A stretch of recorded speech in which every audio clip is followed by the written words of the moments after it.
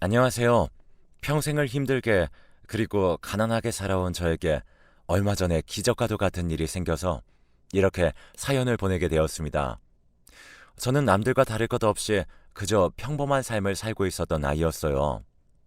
할머니네 집에서 엄마와 함께 살았고 엄마 아빠는 이혼해서 저는 이혼 가정 아이였음에도 불구하고 너무나 많은 사랑을 받았기 때문에 결핍된 것 없이 행복하게 살았습니다. 그런데 그때 저에게도 청천벽력과도 같은 일이 벌어졌지만요. 저희 할머니가 폐지를 주우면서 돈을 조금씩 모으는 게 약간 취미이자 그리고 삶의 원동력이라서 항상 무슨 일이 있어도 비가 오나 눈이 오나 폐지를 주우셨거든요. 그런데 그날도 그 사건이 터진 날에도 할머니는 눈이 펑펑 왔음에도 불구하고 폐지를 주우면서 몸을 움직여야지 살맛이 난다고 하면서 몸을 꽁꽁 싸매고 밖을 나갔어요. 엄마는 나가지 말라고 말려도 할머니 고집이 워낙 세니까 끝까지 말리지 못했고요. 그런데 그때 할머니가 집을 나가신 지 4시간 정도 되었을 때 제가 있는 집에서 전화벨 소리가 띠리링 띠리링 다급하게 울렸어요.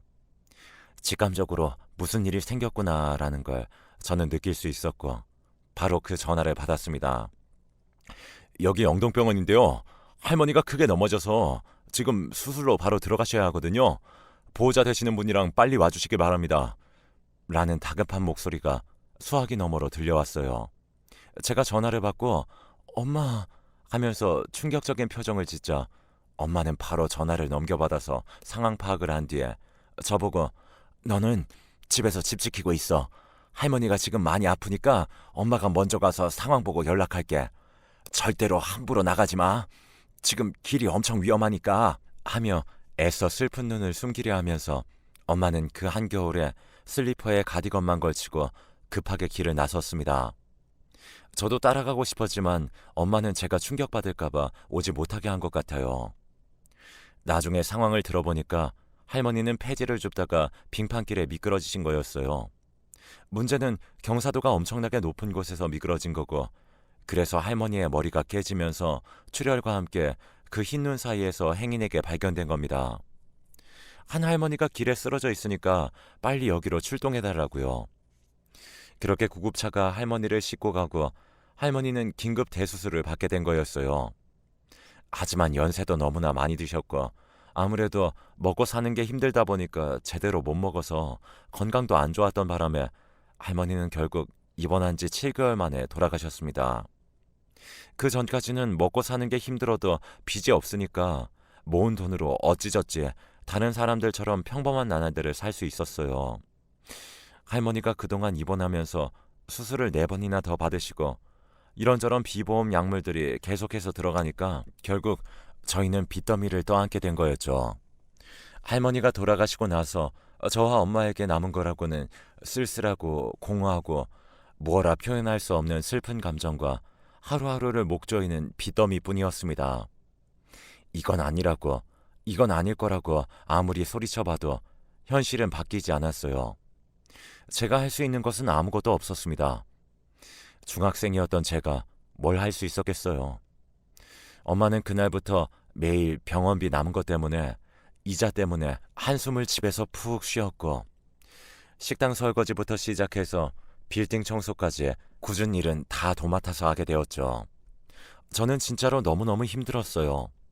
그래서 제가 고등학교를 올라가자마자 바로 자퇴를 하고 엄마를 도와드리기 시작했죠. 아무래도 엄마 혼자서 이 많은 2천만 원이라는 빚을 다 감당하기 힘들 거라고 생각했거든요. 솔직히 2천만 원이 남들에게는 아무것도 아닌 것 같은 비용일지라도 저와 엄마에게는 에베레스트 산보다 더 높은 빚더미의 산처럼 보였습니다.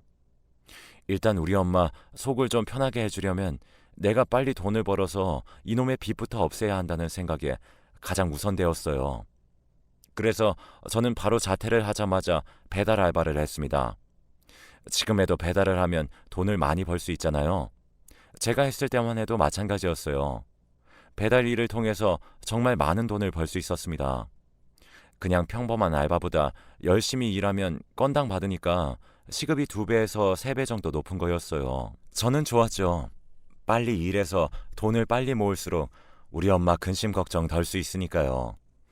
그런데 배달 일을 3개월 일을 하고 나니까 수중에 돈 1,800만 원이 모였습니다. 그 시대에 그 정도 시급에 비하면 정말 많이 모은 거였어요.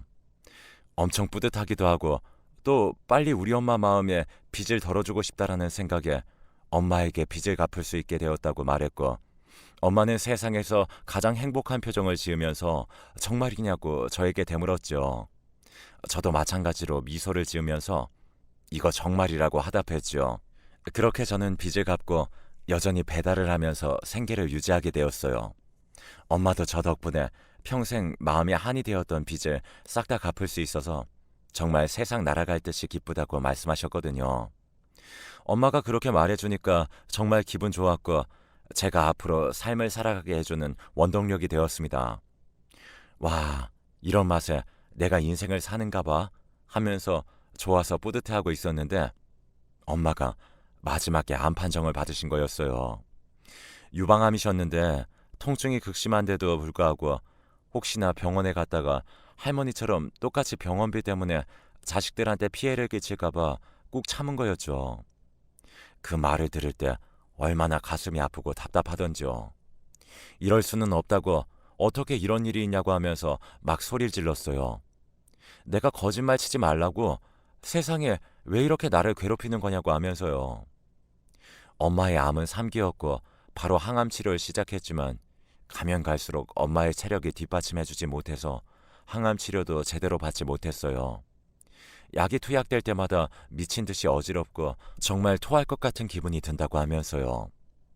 그렇게 엄마는 치료를 제대로 받지 못했고 본인의 의지도 약한 상황에서 암세포가 점점 전이가 빨리 되어버린 겁니다. 엄마는 암 판정 3년 만에 결국 다른 질병도 악화되어서 제 곁을 떠나게 되었어요. 돈이 뭐라고 진짜 한스럽더라고요. 우리 할머니의, 그리고 엄마한테 돈이 있었다면 이렇게 힘든 인생을 겪지 않게 해줄 수도 있었을 텐데 말이죠. 그리고 또 엄마한테 돈 부담을 안 주었다면 더 일찍 병원에 가서 통증이 있었을 때 진단을 받게 해서 더 오래 살 수 있게 만들 수 있었을 텐데 하면서 너무나 마음이 아프고 안타까웠습니다. 제가 아무리 생각해도 이건 정말로 아닌 거였어요. 내가 이렇게 고통받는데 하늘에 있는 하느님은 내가 정말로 불쌍하지도 않냐고 하면서요.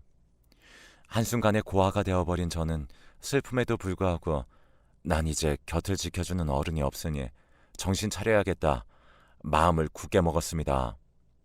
그래서 저는 고등학교를 자퇴했지만 바로 학위를 따려고 열심히 했어요. 학점은행제에 들어가서 학사학위를 따게 되었어요.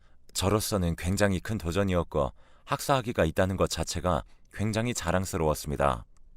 그리고 나서 학위도 땄으니까 이제 이런 거 저런 것을 돌아다니면서 내 인생을 살자 생각했습니다. 그래서 돈 모은 걸로 작은 세계 여행도 다니고 많은 것들을 경험할 수 있게 되었어요. 저 개인적으로는 무척이나 뿌듯한 일이었죠.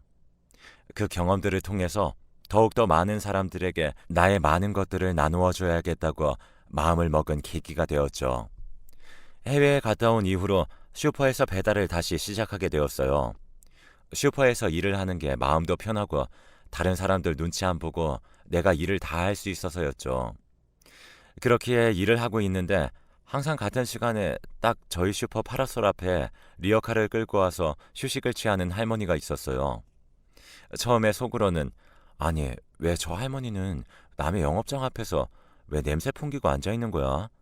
이건 아니지. 저 할머니는 혼자서 뭐 하는 거야? 하면서 냉소적이고 조금은 이성적으로 생각했습니다. 그런데 생각을 해보니까 저희 할머니 생각이 나면서 내가 굳이 이 할머니에게 차갑게 대할 필요가 없지? 하면서 할머니에게 제 돈으로 산 김밥과 음료를 건네면서 할머니, 이거 드시면서 일하세요. 요즘 날이 더워서 힘드시죠? 조금씩 쉬어가면서 하세요.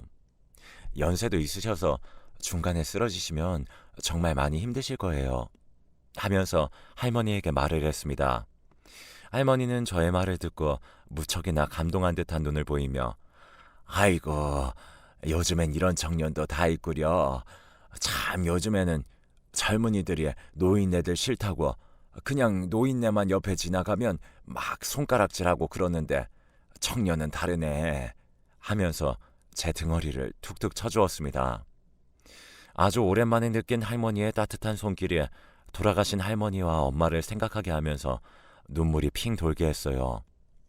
항상 제가 속이 안 좋을 때 할머니가 제 등을 두들겨 주셨는데 그 느낌을 피 한 방울 안 섞인 다른 할머니에게서 느낄 수 있구나 하며 좋았어요. 그렇게 저는 그 할머니와 꽤나 친하게 지나게 되었습니다. 매일은 아니어도 할머니가 가끔씩 가게 앞에 지나갈 때 사장님께 허락받고 폐기할 거 할머니에게 드리면서 좋은 건 아니지만 그래도 굶지는 마시라고 말을 해드렸죠. 할머니는 그럴 때마다 웃음을 환하게 지으셨습니다. 그러다가 제가 다닌 슈퍼가 장사를 접게 되어서 저는 또다시 다른 곳으로 이전을 해서 일을 해야 했어요. 할머니와도 자연스럽게 연락이 끊겨버렸고 더 이상 만날 수가 없었죠. 저는 다른 쪽에 가서 주유소 알바를 하고 있었어요. 그런데 사실 주유소 알바라는 게 하루 종일 밖에 있어야 하고 손이 얼음장처럼 차가운데 힘든데도 불구하고 일하니까 정말 지치더라고요. 정말 힘들게 돈 한 푼 한 푼 모았습니다. 이 돈으로 최소한 전셋집 아니면 월세 보증금이라도 만들어야겠다. 이렇게 고시원에서 계속 살면 앞으로 뭘 할 수도 없고 폐인처럼 이승이 나락으로 떨어지겠다 하면서요. 정말 힘들게 돈을 모으고 하다 보니까 저의 순수한 마음도 사라지고 어느새 돈돈거리는 괴물이 되어 있더라고요. 한 시간에 얼마 벌 수 있으니까 이거를 내가 사 먹으면 한 시간의 노동값이 벌어지는 거네. 그냥 이거 먹지 말고 굶자. 이런 식으로 모든 것을 돈으로 연결했습니다. 그렇게 미친 듯이 돈돈거리면서 돈을 벌고 있을 때 어느 순간 현타가 오더라고요. 내가 지금 뭐 하는 거지? 너무 외롭게 사는 것 같은데. 이건 내가 원하는 인생이 아닌데. 하면서요. 조금 위축되고 힘들어진 저는 주유소 알바를 그만두었습니다.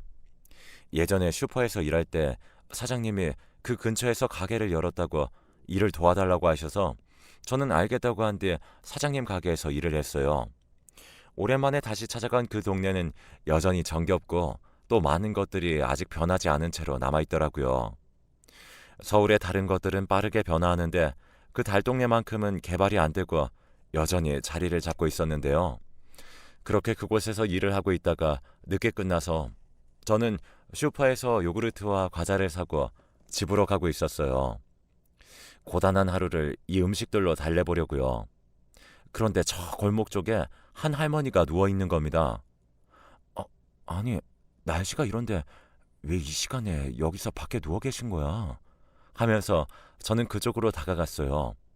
그런데 자세히 보니까 그 할머니는 제가 예전에 슈퍼에서 일했을 때 친하게 지냈던 폐지 줍고 리어카를 끌고 다니던 그 할머니였던 겁니다. 얼마나 놀랐는지 말도 못해요. 아니 할머니, 왜 여기서 이러시고 계세요? 아니, 너 정말 너무너무 놀랐잖아요. 하면서 할머니를 일으켜 세워드렸어요. 할머니는 설탕물, 설탕물. 저에게 설탕물을 찾더라고요. 당장 설탕물이 없으니까 제가 가지고 있었던 요구르트를 건넸고 할머니는 정말 마치 사막에 있었던 사람처럼 허겁지겁 물을 마시기 시작했습니다. 저는 개인적으로 얼마나 다행이라고 생각했는지 몰라요. 할머니, 왜 집에 안 가시고 이러고 계셨어요? 라고 물으니까 너무 어지러워서 한 걸음도 움직일 수 없었다고 하더라고요. 저는 제가 할머니 집같이 부축해드려야지 하면서 할머니를 모시고 할머니가 말씀하시는 집의 방향대로 갔습니다. 그렇게 도착해서 집 안으로까지 모시고 들어왔는데 냉장고가 정말로 텅 비어 있더라고요. 거기에는 거의 썩어 문드러지기 직전에 김치 빼고는 먹을 게 아예 없었습니다. 쌀통도 텅 비어 있고 그나마 먹을 거라고는 벌레 낀 설탕이 있는데 이것도 동사무소에서 나누어 준 것인지 안에 벌레가 가득 껴가지고 보통 사람이라면 버리고 남을 텐데 할머니는 돈도 없고 누가 챙겨주는 사람이 한 명도 없으니까 겨우내 이렇게 벌레 먹은 설탕을 가만히 냅두고 그걸 아껴서 끼니를 때우셨나 봐요. 그동안 할머니가 어떻게 버틴 건지 궁금할 정도로 정말 할머니는 먹은 것 하나 없이 힘겹게 살고 있으셨습니다. 뭐라고 해야 할까요? 그냥 삼시세끼를 설탕물로 버텼다고 생각하면 될 것 같아요.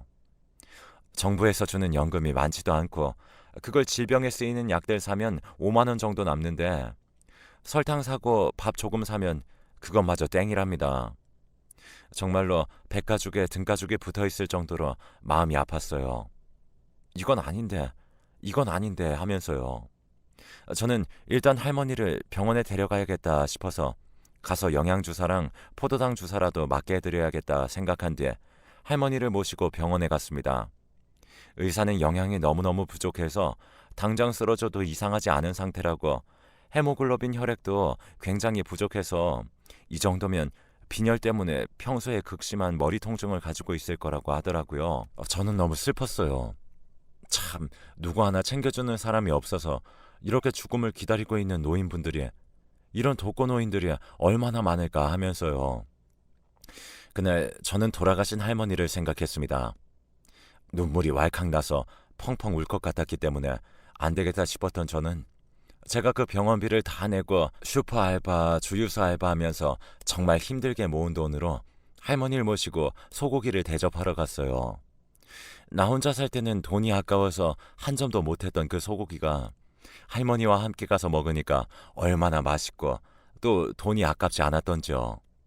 할머니는 자네 때문에 죽을 뻔한 내 목숨 정말로 살 수 있었다네. 아마 나의 마지막 숨결까지 자네에 대한 고마운 마음 절대로 잊지 못할 거고 내가 이 은혜를 어떻게 갚아야 하나. 정말 너무나 고맙다 하면서 우셨어요. 그 나이에 감정을 표현하고 눈물을 흘리는 일들이 결코 쉬운 일이 아닌데 싶어서 마음이 아팠습니다. 그리고 마음이 찡해졌어요. 할머니가 너무나 불쌍했거든요.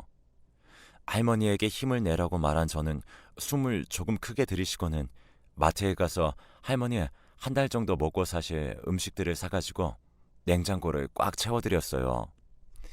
할머니, 이렇게 너무 배고프거나 하시면 여기 이거 제가 노트에 적어둔 거 제 전화번호니까 여기로 연락하시고요. 또 주변 사람들이나 이웃분들한테 도움 요청하세요. 다들 손 뻗고 도와드릴 거예요. 자꾸 집에서 침울하게 있으면 사람이 일도 안 풀리고 또 잘 안 풀리고 힘들어져요. 아시겠죠? 제 말 꼭 들어야 해요, 할머니. 하면서 할머니께 신신당부를 했습니다. 다음날 집에서 쉬고 있는데 자꾸 할머니가 아른거리더라고요. 이건 내가 혼자서 신경 써서 해결될 일이 아니다.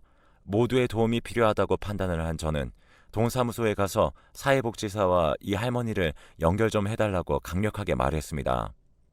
조금 더 세밀하고 섬세한 보조가 필요하다고, 그래서 꼭 좀 연결을 해달라고 신경을 써달라고 하면서요. 그곳 직원들은 걱정하지 말라고 하면서 저를 안심시켰고 이후에 할머니의 담당 복지사를 연결하고 나서야 저는 한숨 덜 수 있었어요. 그럼에도 불구하고 몇 달에 한 번씩 종종 할머니에게 찾아가서 제가 피땀 흘려 번 돈으로 냉장고를 채워드렸죠. 누군가에게 나의 마음 그리고 도움을 줄 수 있다는 게 저 개인적으로는 굉장히 고마웠고 또 감사했어요. 그래서 할머니를 돕는다는 게 온전히 할머니를 위해서가 아니라 저를 위해서 하는 행동이었습니다. 그렇게 저는 알바를 하면서 살고 있을 때 문득 이렇게 살다가 30이 넘었을 때 정말 이룬 것 하나 없이 전전하는 인생이 될 수도 있겠다. 이렇게 살면 안 되겠다 싶었던 저는 이를 꽉 깨물고 학사학위 딴 걸로 대외 활동을 시작했습니다. 서울에서 사람들과 어울려 다니면서 제가 할 수 있는 것들을 하기 시작했고 취업을 위해서 본격적으로 준비를 했어요. 내가 부족하다 보니까 그리고 평균적으로 나이도 많다 보니까 더더욱 힘을 냈어야 했었죠. 이걸 어떻게 하지 하면서 힘들 때도 있었지만 서류 전형에 거의 40군데 넘게 떨어져서 자존감이 바닥일 때도 있었지만 저는 버틸 수 있었습니다. 그 누구보다 열심히 살아왔고 내가 살아온 방식대로만 쭉 살아간다면 언젠가 다시 보상받을 수 있을 거라고 믿어 의심치 않았어요. 그렇게 저는 다행히도 서류 1차 합격, 2차 간이 면접 합격, 3차에 4차에 이어 사장님들 등등 높은 분들과의 면접만이 남게 되었습니다. 이 회사에 취업하면 정년도 거의 보장받은 상태인 거고 제발 합격했으면 좋겠다고 저는 두근거리는 마음으로 그 회사에 딱 들어갔어요. 면접을 보려고요. 제 앞에 면접관들이 3명 정도 있었는데 갑자기 옆문이 확 열리면서 휠체어에 탄 한 백발 노인과 그 노인을 끄는 남자가 보이는 겁니다. 그분도 한자리에 차지했고 저는 고개를 들어 그분들을 쳐다보았습니다. 그런데 두 분 중 휠체어를 타고 온 사람은 제가 몇 년 전에 저의 월급을 쪼개서 고기를 사드리고 따로 챙겨드린 그 할머니였어요. 엄청 놀랐고 저도 모르게 할머니께 어? 하는 소리 냈습니다. 나머지 면접관들은 무슨 분위기인가 싶어서 동요하는 표정을 지었고 저는 아니 할머님이 어떻게 여기 면접관 자리에 있으세요? 라고 말을 했습니다. 하지만 할머니는 아무것도 모르는 표정을 지으셨습니다. 저는 순간 민망해져서 죄송합니다. 아무것도 아닙니다. 제가 잠깐 아는 할머니와 착각을 했나 봐요. 면접 계속 보겠습니다.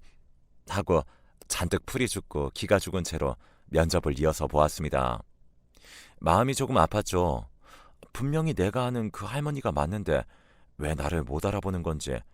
회사에서의 면접관들 자리 옆에 휠체어를 타고서 뭐지?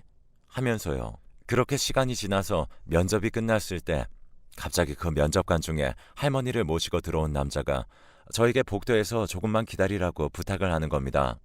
그분도 아무것도 모른 채로 뭐지 하면서 하염없이 그분을 기다렸어요. 아무래도 면접관이다 보니까 그분의 한마디에 제 미래가 결정되잖아요.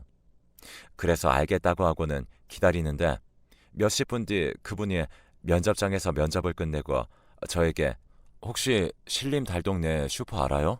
네, 거기에서 제가 살기도 했고 그 슈퍼에서 일한 적도 있어서 알고 있어요. 그런데 그건 왜요? 라고 하자 그 남자가 씩 웃으면서 아무것도 아니라고 오늘 면접 보느라 수고했고 아마 회사에서 면접비 줄 텐데 그거 가지고 마음 편하게 집에 가서 좀 쉬라고 했습니다. 그렇게 조금은 특이한 그리고 쎄한 면접을 보고 저는 집으로 갔어요. 저는 당연히 제가 떨어질 거라고 생각했습니다. 왜냐하면 면접을 보기 직전에 갑자기 하면서 혼자서 착각을 한 일도 있었고 또 너무나 혼란스러운 마음에 대답을 제대로 못한 부분도 있었거든요. 잔뜩 속상해서 평소에 잘 마시지도 않는 맥주를 한 캔 까서 목구멍으로 벌컥벌컥 넘겼습니다. 난 왜 이렇게 인생이 잘 안 풀리냐? 내가 뭘 잘못했다고 이렇게 힘들게 살아야 하냐? 다 부질없어. 힘들어. 요즘에 진짜 이 모든 게 무슨 의미가 있다고 내가 이렇게 지금 고생하면서 살아. 하면서 한숨을 푹 쉬었습니다. 아마 제 또래 취준생들은 다 공감하실 거예요. 내가 지금껏 해온 일들이 다 부질없는 것 같고 아무 의미도 없는 것 같고 너무나 힘들다 이런 것이요. 부모도 없이 연고지 하나 없이 힘들게 세상에서 사는 나에게 따뜻하고 낭만적인 바람막이 하나 없거나 사회에서 알바가 아닌 직장인으로 살아가기란 정말 힘든 거고 그마저도 그 직장에 들어가는 게 이렇게 고통스럽고 부질없구나라는 걸 깨달았습니다. 부서져가는 마음을 겨우겨우 붙잡고 저는 다시 한번 앞으로 나아가려고 마음을 먹었어요. 여기서 무너져봤자 아무 의미 없고 이번의 실패가 다음의 실패로 이어진다는 법은 없었기 때문이죠. 그런데 제가 탈락한 줄 알았던 그 회사에서 연락이 온 겁니다. 최종 면접에 합격되었다고요. 거의 몇천 대 1을 뚫고 치열한 그 회사에서 제가 최후의 1인자가 된 겁니다. 얼마나 놀랐는지 몰라요. 아니, 이게 말이 되는 건가, 진실인 건가 하면서요. 그렇게 회사에 들어간 저는 어리둥절한 채로 신입사원 연수를 받고 입사 준비를 하고 있었는데 그때 면접장에서 본 할머니를 모시고 들어온 한 남자가 제 앞에 나타난 겁니다. 우리 또 보네요. 이따가 할 말이 있어서 연봉 협상 관련해서 정현 씨한테만은 우리 이사회가 특별히 높은 연봉을 제안하려고요. 그러니까 연수 끝나고 여기 회의실로 들어오세요. 라고 하는 겁니다. 왜 내가 특별히 높은 연봉을 받는다는 거지? 뭐지? 하면서 저는 계속 집중이 안 된 채로 연수를 받다가 회의실에 들어갔습니다. 그때 그분이 정현 씨가 우리 엄마를 살려준 은인이에요. 저번에 면접 볼 때 너무 놀라셨죠? 할머니가 있어서요. 저도 그때 정현 씨 보고 이 사람이 우리 엄마 살려준 그 청년인가? 하는 마음에 바로 아는 척하려고 했는데 형평성 문제 때문에 그러지 못하고 계속 면접 보다가 이제야 말하는 거예요. 저요. 그 폐지 줍던 설탕물로 연명했던 할머니의 아들이에요. 제가 사업 실패로 집안에 돈 다 말아먹고 부모님한테 죄송해서 잠적해서 바보처럼 살았을 때가 있었어요. 그때가 우리 엄마 살림이 다 떨어져서 하루하루 연명했던 그때였고요. 저는 창피하고 죄송스러운 마음에 부모님 뵈러 가지도 않고 술에 의지해서 살았거든요. 그러다가 다시 한번 일어서 보자 하고 동업자와 함께 투자받아서 지금 이 식품 회사 차린 거고, 그게 마침 잘 돼서 한류 유행 타서 저희 회사도 함께 성장하게 되었고 주식회사로 전환하면서 많은 돈을 벌 수 있게 되었어요. 제가 뒤늦게 엄마를 모시고 왔는데 엄마는 기억상실증, 그러니까 착한 치매에 걸려서 예전 일을 천천히 잊어버리게 되는 그런 병에 걸리게 된 거죠. 엄마가 건강하실 때에는 맨날 정현 씨 이야기를 그렇게 했어요. 정현 씨 증명사진 엄마가 가지고 있는 것도 유일하게 제가 정현 씨를 알아볼 수 있었던 계기가 있었거든요. 그 증명사진이 여기 이력서에 붙어 있는 거랑 똑같았어요. 정현 씨 덕분에 정말 우리 엄마가 살 수 있었고, 지금은 비록 엄마가 착한 치매에 걸려서 정현 씨를 알아보시지 못하지만 생전에 그 아이를 꼭 찾아서 보답하고 싶다고 입이 닳도록 말했기 때문에 이제는 정현 씨한테 아들로서 제가 그간의 은혜를 갚고 싶어요. 그래서 성품도 좋고 남들을 도와주는 걸 좋아한 정현 씨를 제가 최종 합격자로 뽑자고 강력하게 추천했고, 이사회들한테도 따로 말해서 연봉도 신입사원보다 5년 정도 더 근무한 경력자들의 정도의 대우를 해주자고 말했어요.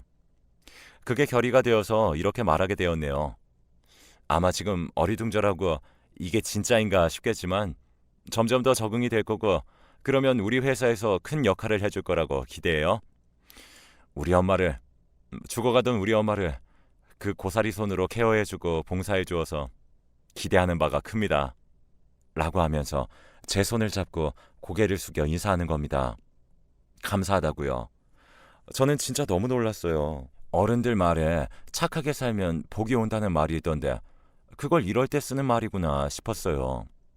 세상에 어떻게 이런 일이 나에게 생긴 건지 너무나 신기하다면서 저는 무어라 말할 수 없을 정도로 굉장히 큰 기쁨을 터뜨리게 되었습니다. 이건 솔직히 기적이었어요. 진짜 기분이 좋았고 날아갈 것 같았기 때문이죠.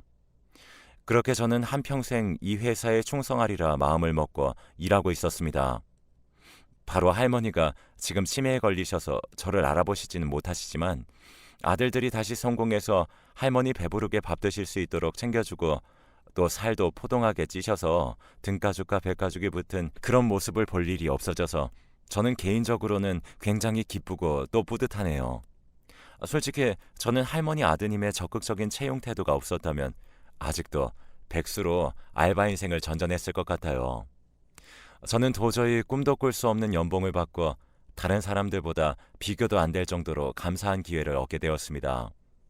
취업하기 전에는 정말 힘들고 세상이 어두컴컴하게 보였는데 이제는 정말 이만큼 아름다운 세상도 없구나, 정말 찬란하고 좋다 하는 생각이 들었습니다. 저는 이제 미련 없어요.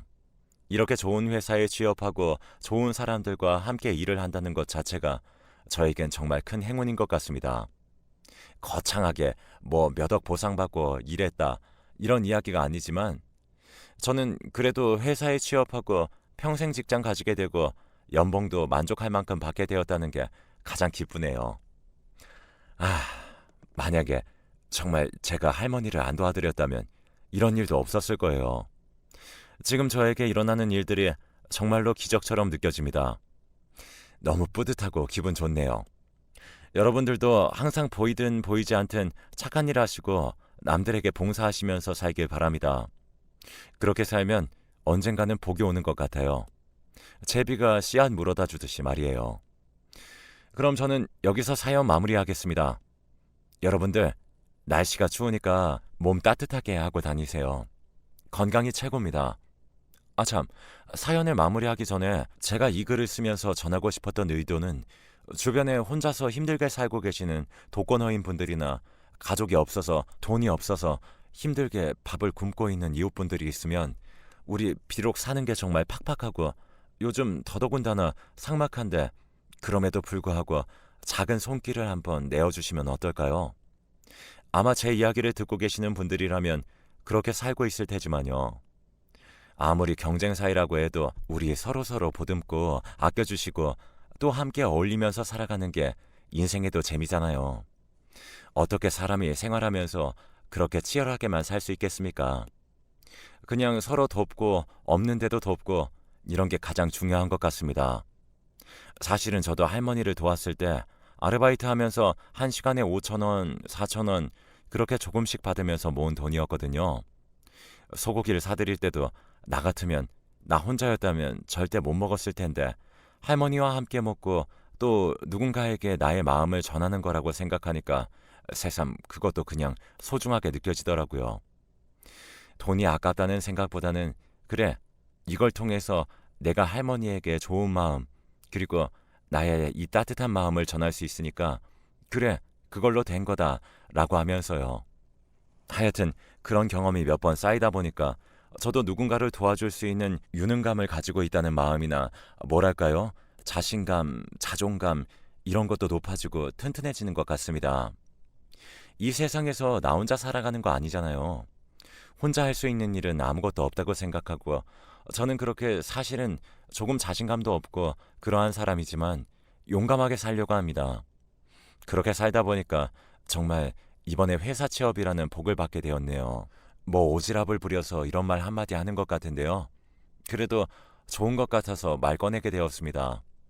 여러분들, 그럼 제 이야기 들어주셔서 무척이나 감사합니다. 오늘도 행복하세요.